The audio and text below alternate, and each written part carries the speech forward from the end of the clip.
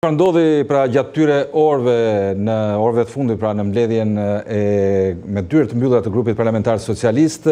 prapaskenat, pra cilat ishin prapaskenat dhe a pati një shpjegim nga ana e kryeministit Rama për largimet e emrave big si Balluku apo Spiropali, qoftë edhe për Pirovengun, i cili mbante një ministri të rëndësishme siç ishte ajo e mbrojtjes. Andi, edhe pse duhet themi që në fjalën e kryeministrit Rama në fillim të mbajtjes së mbledhjes së grupit të sotme ku zgjati për rreth 9 orë, u duk sikur nuk do kishte apo nuk do lajmëronte ditën e sotme ndryshime në qeveri, pavarësisht se përflitet që mund të kishte disa ndryshime, por që nuk prekin direkt kabinetin qeveritar për ndryshime të tjera në parlament. Por, në momentet e fundit pasi kanë përfunduar të gjitha raportimet e ministrave dhe të kreut të grupit parlamentar të Partisë Socialiste Tauland Balla, kryeministri Rama ka njoftuar duke i habitur dhe duke i lënë në një farë mënyre edhe të çuditur të gjithë anëtarët e grupit parlamentar dhe ministrat e tij të kabinetit për ndryshimet e bëra në qeveri. Nuk ka dhënë asnjë shpjegim për emrat që sapo përmende, për Pirovengun apo për Elisa Spiropalin, por në momentin që kryeministri ka lajmëruar përsa i përket të ndryshimeve, 7 emra të cilët tashmë kanë bërë një rokadë në kabinetin e zotit Rama, ka thënë se siç u kam paralajmëruar edhe më herë dhe ka bërë deklarata në mbledhjet e grupeve parlamentare në mbledhjet e mëhershme, duke thënë që tashmë ju e dini që jemi një ekip basketbolli dhe do të ketë ndryshime të shpeshta, duke filluar dhe duke numëruar emrat të cilët do të zëvendësoheshin, të cilët disa prej tyre do të largoheshin, siç është zonja Balluku, zonja Spiropali dhe zoti Vengu që tashmë do të mbajnë vetëm mandatin e deputetit në parlament pasi nuk kanë më një post ministror, ndërkohë emrat të tjerë të cilët ishin të pranishëm që kanë bërë qarkullim brenda kabinetit qeveritar, thjesht janë njoftuar që do të largohen nga një ministri për shkuar një ministri tjetër, ndërkohë të tjerë të cilët nuk kanë qenë të pranishëm në këtë mbledhje për shkak se nuk kishin pse ishin të pranishëm pasi ishte një mbledhje grupit parlamentar, kanë marrë vesh ndoshta me SMS apo ndoshta edhe janë lajmëruar më herët apo edhe nga raportimet mediatike. Përveç se një emër ka përmendur kryeministri Rama, bashkëpunëtorin e tij të ngushtë, zonjën Balluku, duke thënë dhe duke treguar vlerësimet për të, pasi sipas zotit Rama është vështirë të zëvendësohet zonja Balluku, më sot të ketë thënë kryeministri Rama në mbledhjen e grupit me dyert të mbyllura,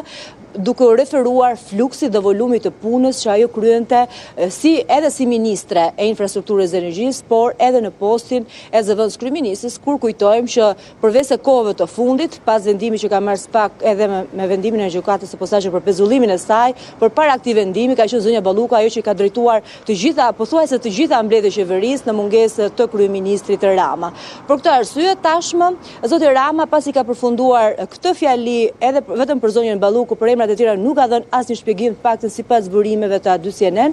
është larguar i pari nga mbledhja e grupit parlamentar që më pas të merrnin veten dhe socialistët, ata të cilët ishin disa prej tyre janë dhe shpërblyer, ndërkohë disa të tjerë mund të jenë mërzitur për këto ndryshime që ka bërë zoti Rama ditën e sotme pa dhënë një shpjegim. Duhet të nënvizojë një fakt tjetër. Ende deri në këtë moment që ne po raportojmë, nuk ka një reagim nga vetë zoti Rama për këto ndryshime në qeveri, edhe pse duhet të themi që kjo është një lëvizje surprizë, pasi ne jemi mësuar që ka qenë vetë zoti Rama që ka bërë live në deklaratat publike apo në rrjetet sociale ndryshime të qeveritare në kabinetin e tij, por kësaj radhe ka zgjedhur të heshtë duke ia lënë grupi që me anë të burimeve të gazetarët edhe t'i konfirmojnë të gjitha ndryshimet që ka bërë në kabinet, ndryshime duhet themi të mëdha, jo ndryshime të vogla, pavarësisht se disa prej emrave kanë qenë pjesë e kabinetit dhe disa emra të rinj janë njerëz të afërt si të zëvendës kryeministres zonjës Balluku apo edhe njerëz të cilët kanë punuar më përpara në detyra të tjera në selinë e qeverisë. Pra, duke e përmbledhur duke i futur pra të gjithë analistat, bashkëpunëtorët e Ramës apo qoftë dhe gazetarët, ishte një lëvizje e paralajmëruar, pra siç e tha dhe ju në fillim, apo ishte surprizë duke parë emrat e përveçëm?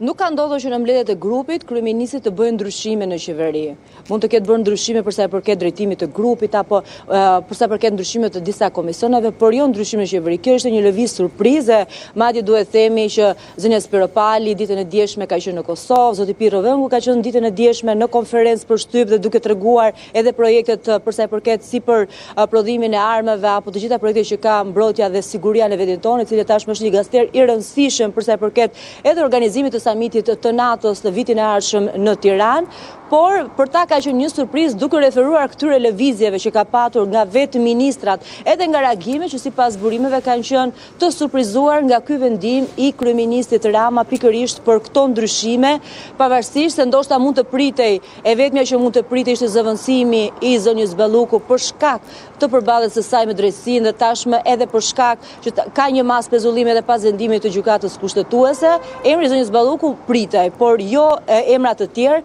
por duhet themi që tashmë kemi një kabinet qeveritar, ndoshta një kërkesë plotësuar e Partisë Demokratike për një qeveri teknike, por tashmë me socialist, pasi shumica e emrave në kabinetin e zotit Rama janë teknicien, janë pak, duhet themi, politikan, të cilët politikan karriera, apo që kanë qenë me mandat deputeti në Partinë Socialiste në parlament. Por duhet të kujtojmë, edhe nga ajo se çfarë tha kryeministri Rama, duke që tashmë në mars, pas kësaj lëvizje do ta ketë radhën Partia Socialiste dhe ndryshime që mund të pësojë kjo forcë politike, pasi pritet të ketë asamble në muajin mars, duke referuar asaj se çfarë tha zoti Rama dhe burime brenda grupit parlamentar, ku mund të kemi ndryshime si drejtuesit politik, por gjithashtu edhe në strukturat e Selis Roz, ndryshime që